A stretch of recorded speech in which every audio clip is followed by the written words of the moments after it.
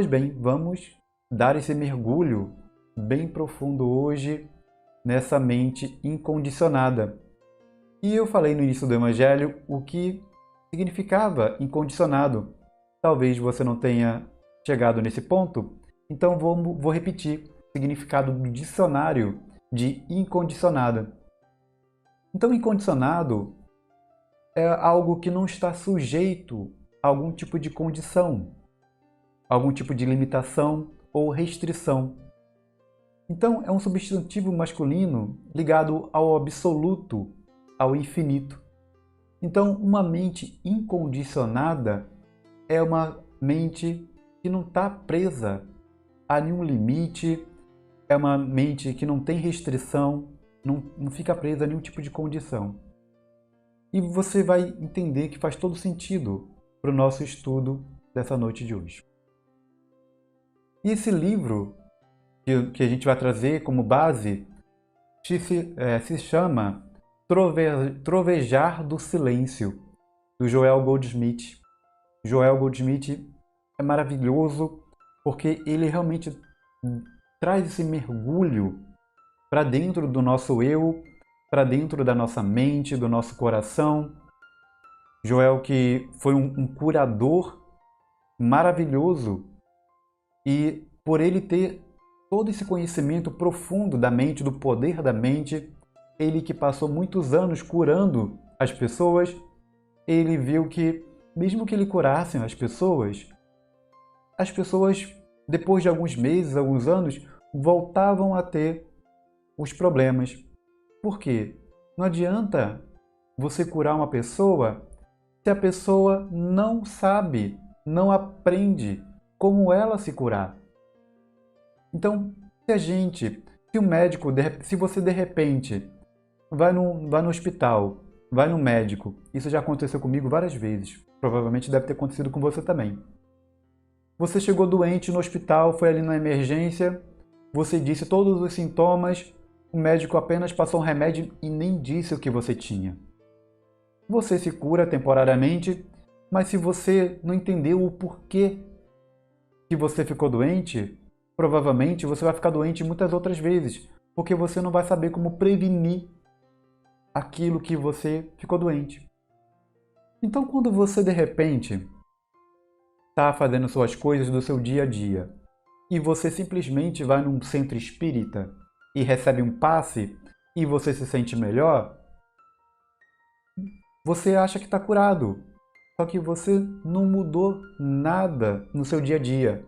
Então a tendência de que você volte a ficar daquele jeito é enorme.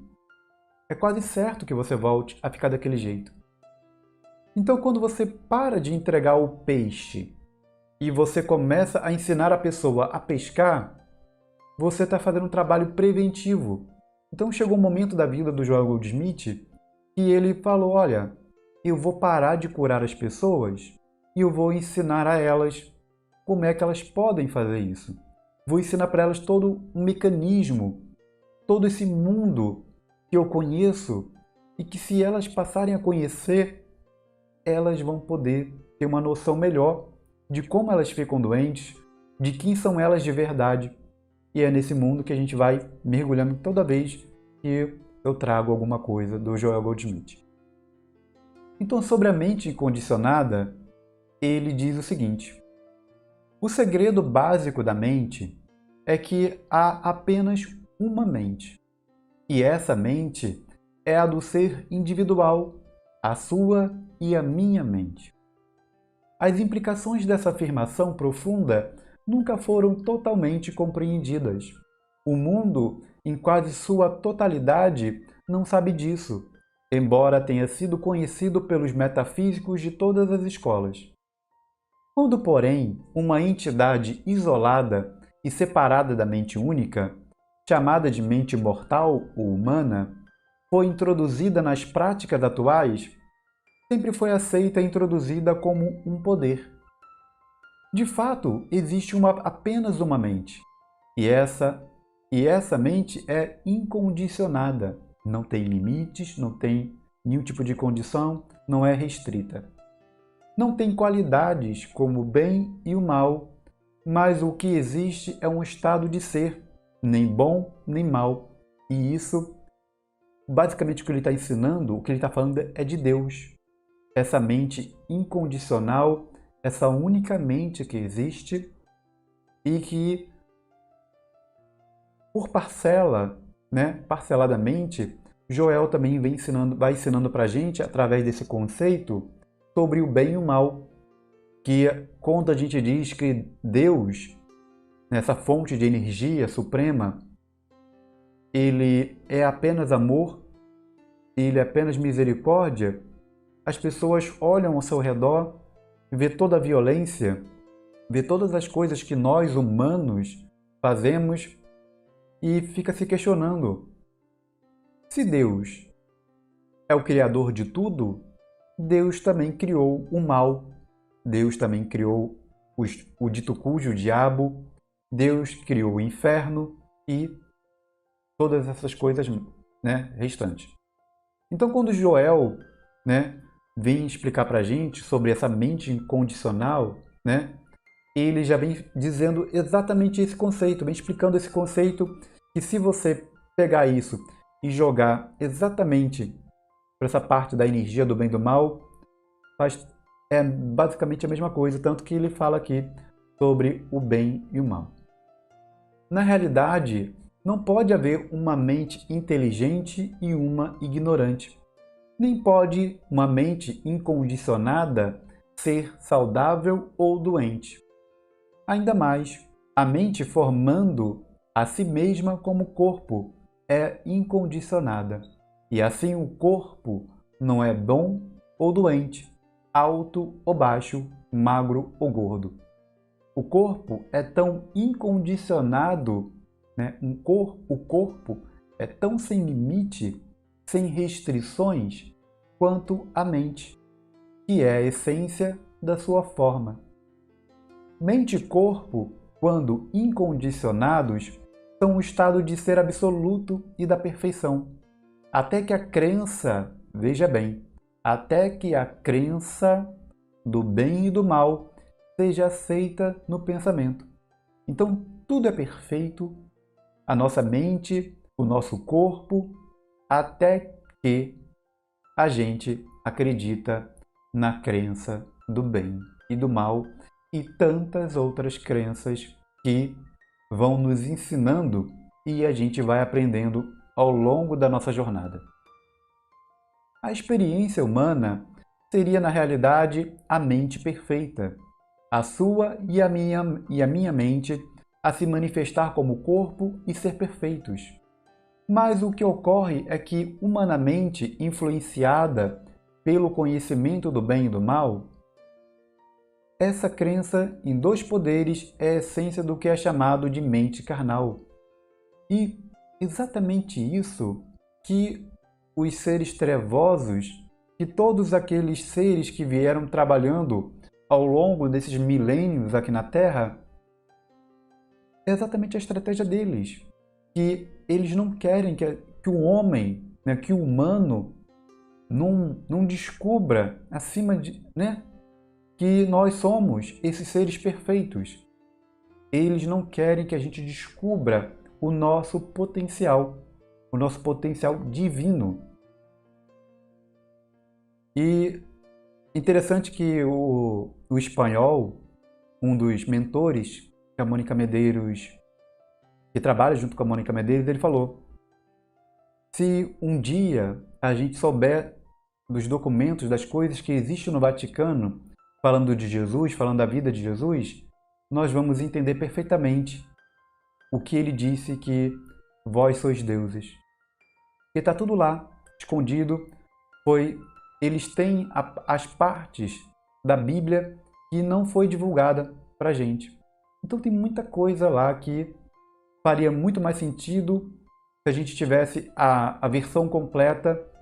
Então, muitas passagens da Bíblia que a gente tem hoje e que é muito restrita em relação à forma dela completa, a gente iria entender muitas passagens do Cristo e que inclusive tem falando sobre a infância e a adolescência dele.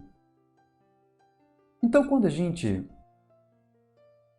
é criado por Deus, a gente é criado dessa forma, né, perfeita. A gente não tem essa coisa do bem e do mal. Só que isso é algo que a gente vai aprendendo ao longo da nossa jornada, quando a gente vai aprendendo essa crença do bem e do mal, e é quando nós vamos para a direita ou para a esquerda. E é então que a maldade, tudo isso que a gente vê de maldade, vai ocorrendo. Não é uma criação de Deus, é uma criação do próprio homem, que tem o seu próprio tem seu livre-arbítrio, e ele pode escolher para que lado ele vai. Então, o umbral, o inferno, né, como as pessoas dizem, é uma criação do próprio homem, uma criação da mente doentia, da mente doente do homem, ao longo desses milênios, ao longo de milhões de anos. E não só na Terra. E as pessoas ficam achando que como é que pode um homem, de repente, vir para a Terra e ter esse inferno? A gente tem que lembrar que existem vidas bilhões de anos antes da gente aparecer aqui na Terra. Antes da Terra surgir, bilhões, trilhões, o infinito de tempo existia. Tanto é que o Cristo, ele tem muitos milhões de anos. Se o Cristo, quando foi criar a Terra, ele já estava nesse patamar crístico, veja bem, se Jesus já estava no patamar crístico de quando a Terra foi criada, imagina o tempo que ele já viveu.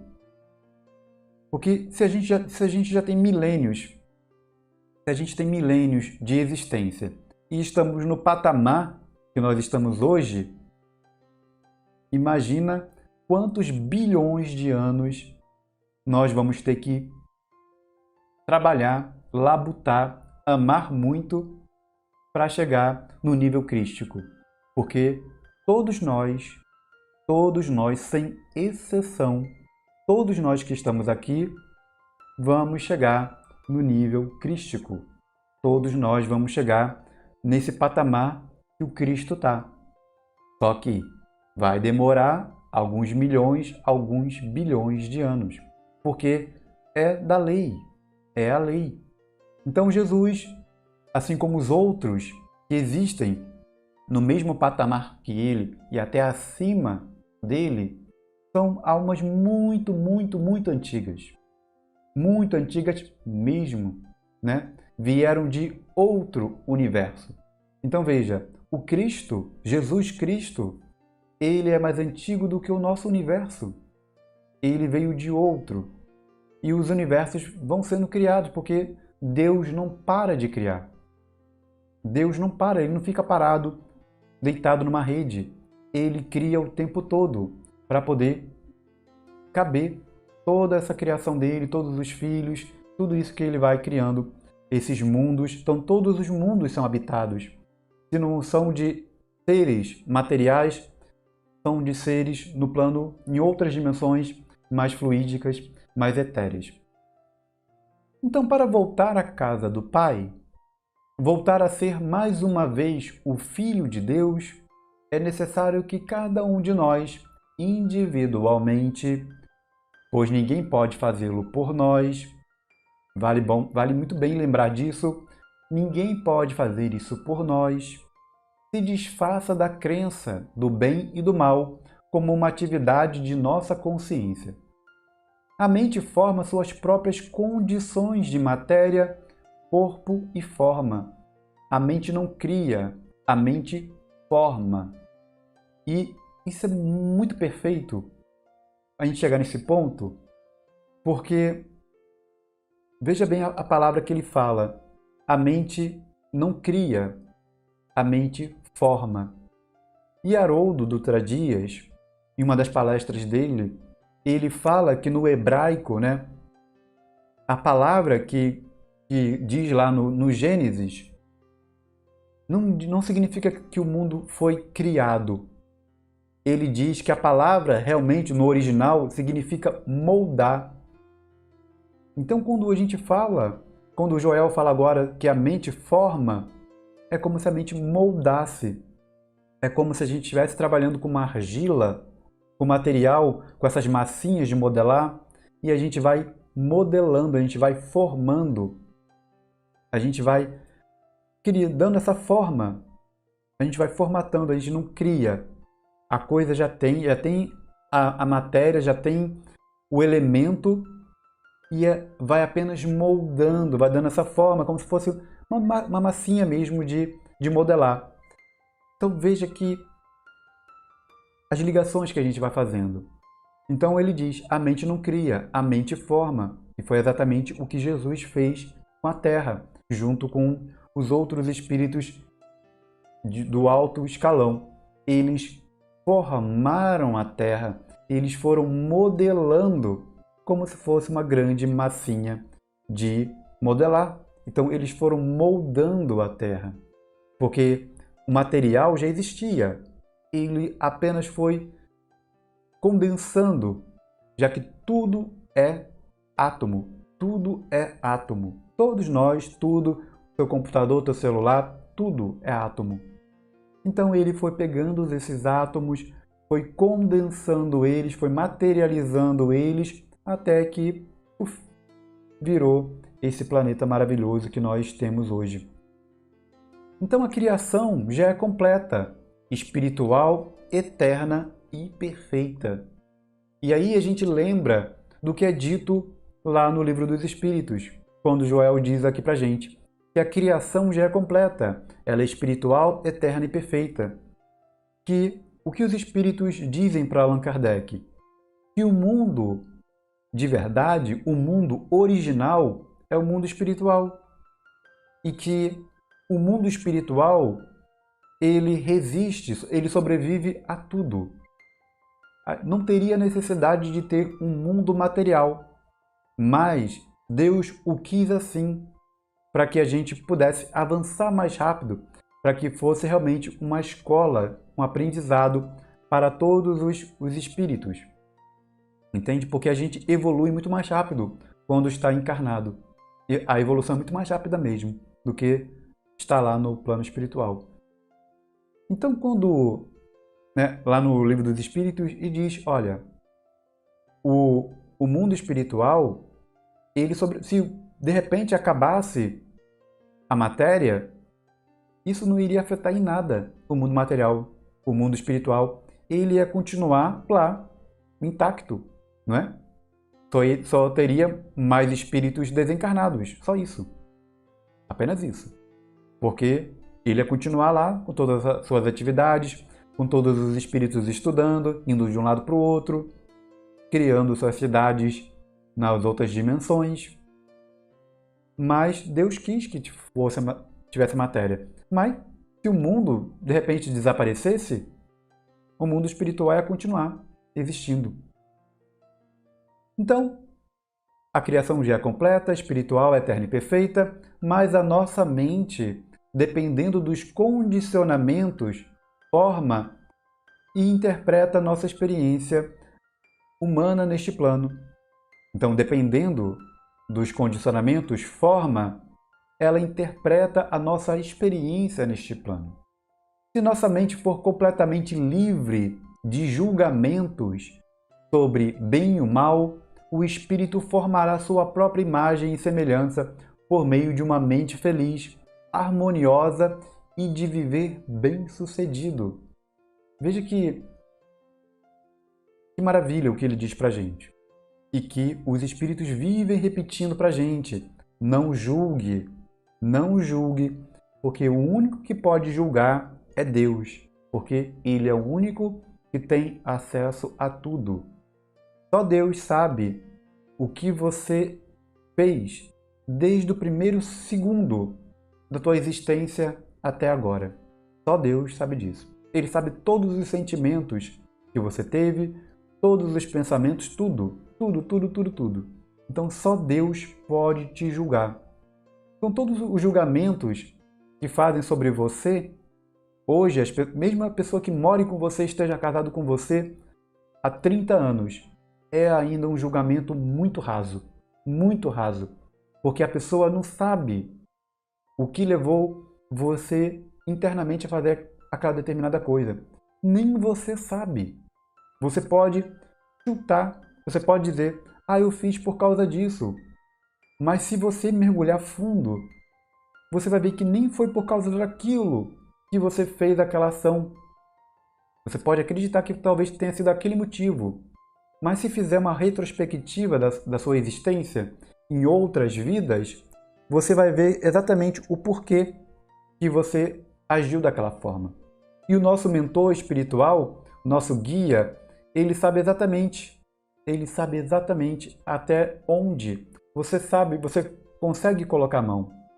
Então, quando ele assume a responsabilidade de cuidar de você nessa vida, né, te guiar, ele sabe exatamente quais são as chances de você, a porcentagem, né, de você sair vitorioso ou não dessa tarefa que foi, né, escolhida por você nessa vida. Então fique tranquilo, porque você não vai decepcionar o seu mentor espiritual, porque ele sabe exatamente quem você é. E veja, nem o seu mentor espiritual te julga, porque ele sabe exatamente. Se você tropeçar num determinado ponto, uma determinada prova da tua vida, ele sabe que aquele tropeço tem tantas memórias inconscientes guardadas no teu cérebro de outras vidas e que vão apenas repetindo, porque você está em aprendizado. Então, só Deus que pode julgar a gente. E veja o que ele fala. Se a gente tiver uma mente completamente livre de julgamentos sobre o bem e o mal, o espírito formará sua própria imagem e semelhança por meio de uma mente feliz, harmoniosa e de viver bem-sucedido. Então ele já disse pra gente, olha, se você se livrar dos seus julgamentos, você vai viver feliz, de forma harmoniosa, e será bem-sucedido, você terá prosperidade. Se a mente for condicionada por juízos de bem e de mal, não será clara, transparente e, na medida do seu condicionamento, proporcionará experiências de bem e de mal para a nossa vida. A mente, quando livre de teorias, superstições, crenças e falsos conceitos, governa a forma material harmoniosa e eternamente. Se não tivermos falsos conceitos sobre o que quer que seja neste mundo, isto é, julgamento das coisas como boas ou más, logo descobriremos que nossa mente traz para nós todas as formas maravilhosas em sua complexidade, beleza e abundância. Só na medida em que abandonarmos o julgamento de bom e mal, doente ou sadio, a mente nos apresentará tais formas para nossa aceitação. Quando a mente recebe a luz da sabedoria espiritual, as aparências se aproximam da forma pura da mente. Quando a alma governa a forma e atividade espiritual da mente, livre da hipnose, ou seja, da crença no bem ou no mal, esta recebe a plena luz da alma.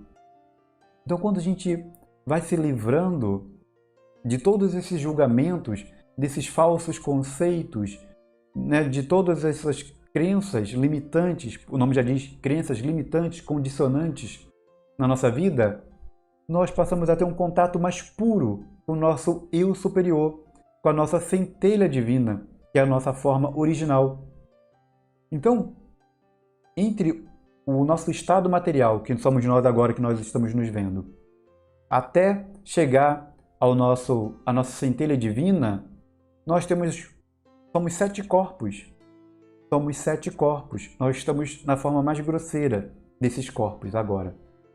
Então tem outros 7 que trabalham em outras dimensões. E o que está na dimensão mais superior de todas é o nosso eu superior, a nossa centelha divina. Então quando a gente vive uma vida material, quando a nossa alma, quando o nosso espírito, né, vive uma vida cada vez mais livre de julgamentos, de crenças, ele tem um contato mais direto, mais puro com a centelha, com aquilo que nós realmente viemos fazer.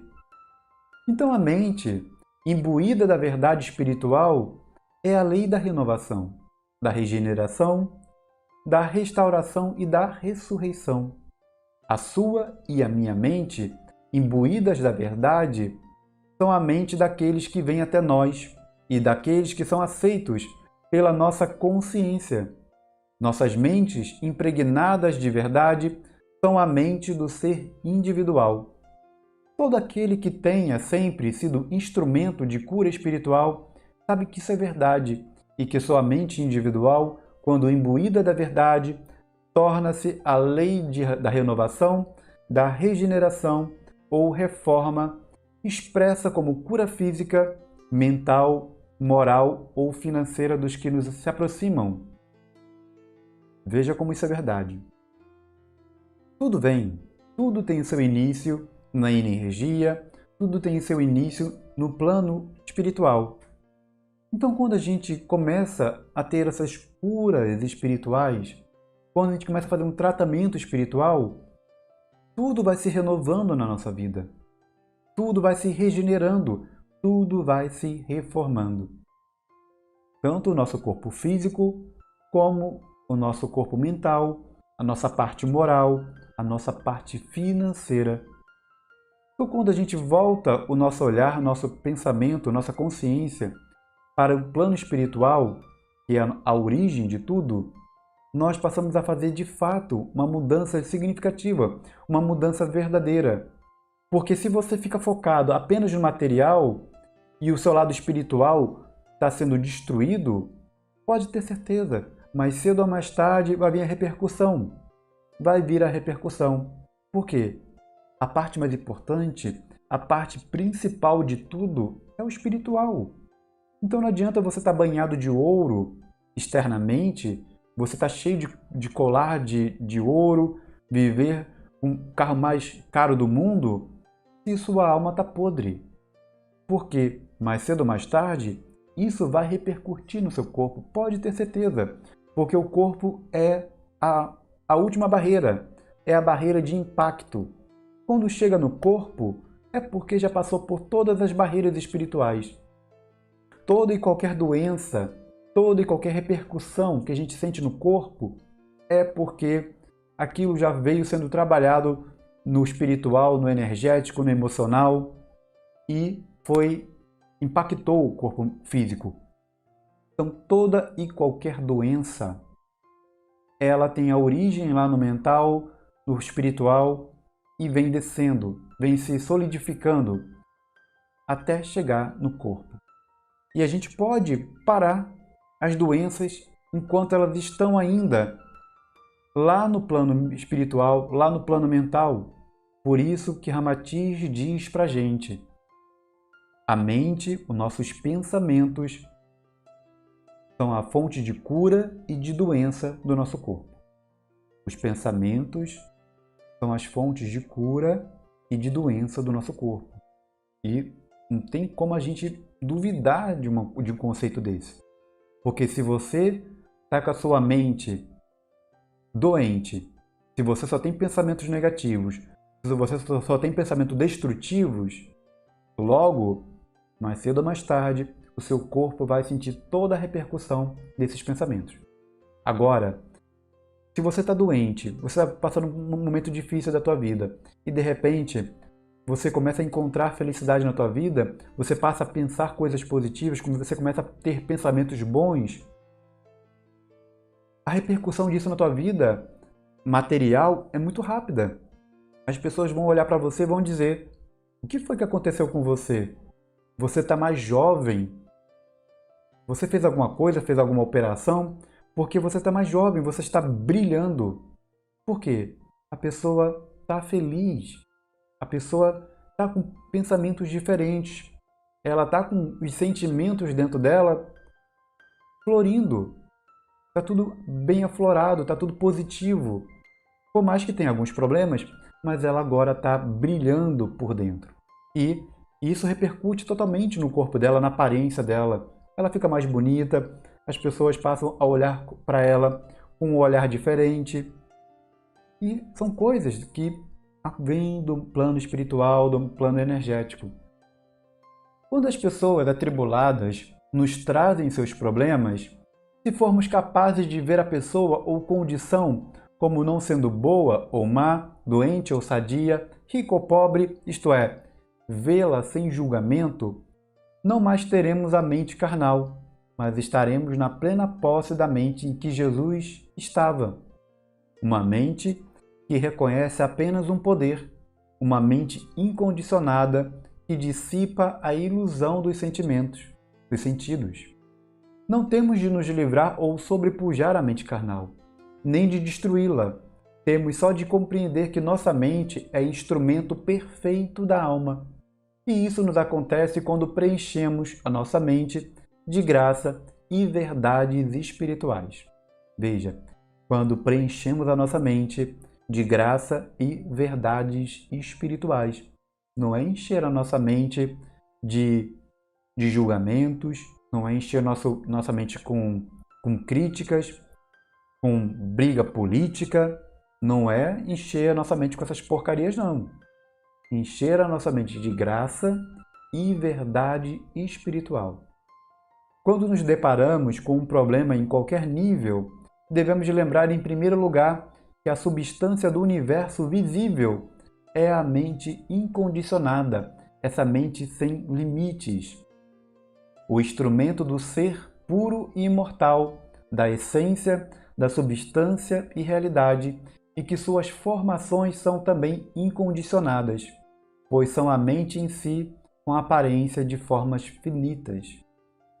A mente sem condicionamentos, não tendo as qualidades do bem e do mal, é a substância de tudo que é visível, e tudo que há é tão incondicionado quanto a mente, que é a sua base.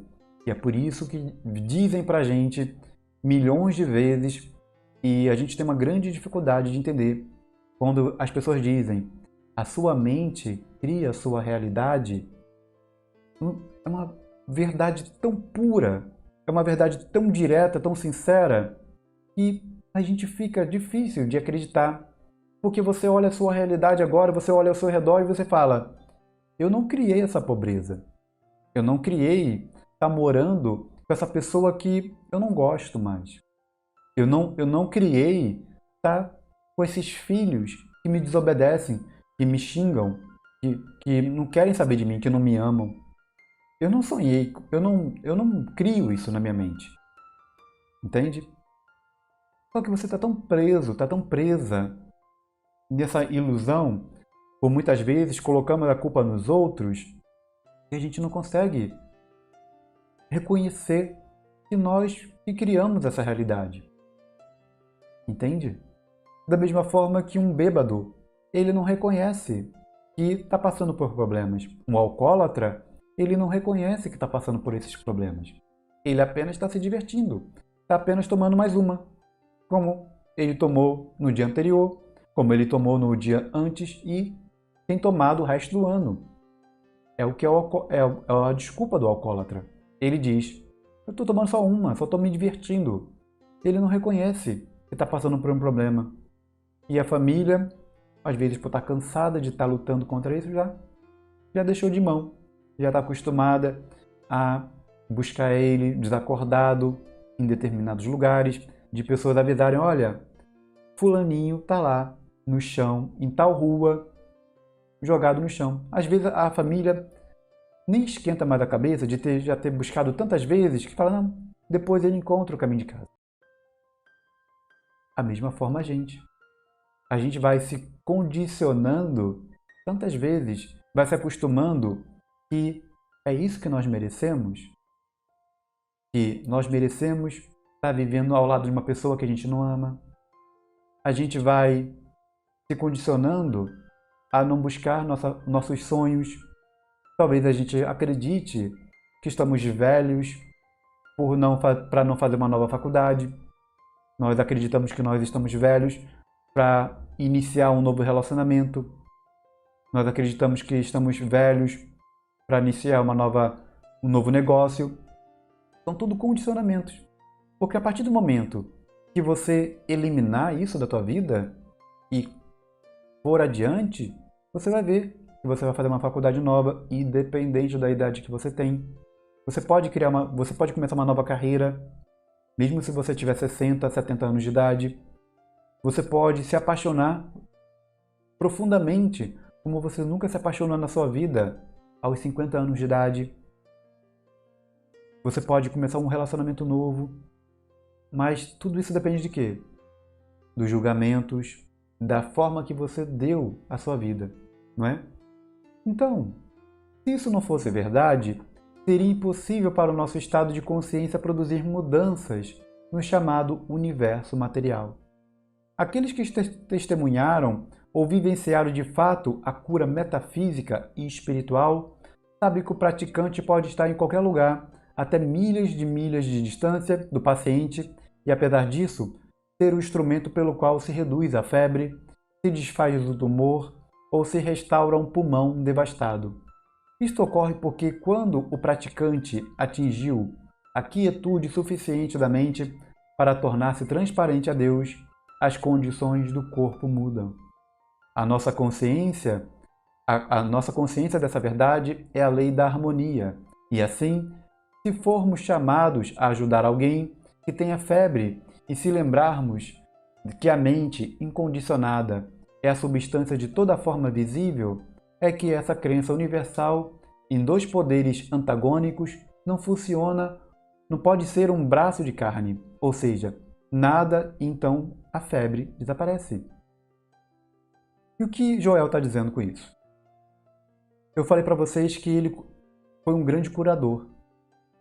Então, quando Joel estava acostumado a receber muitas ligações, às vezes de madrugada, uma pessoa ligava para ele, Joel, um amigo meu, ele fala, olha, pode parar.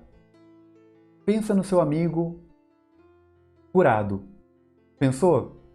Pronto, ele está curado. E desligava o telefone. E a pessoa estava curada. Porque Joel, ele acreditava tanto, ele se entregava tanto a isso, de que a mente não tem limites, e de que, por ele ter um poder mental tão forte de realmente acreditar que a pessoa estava curada, a pessoa se curava.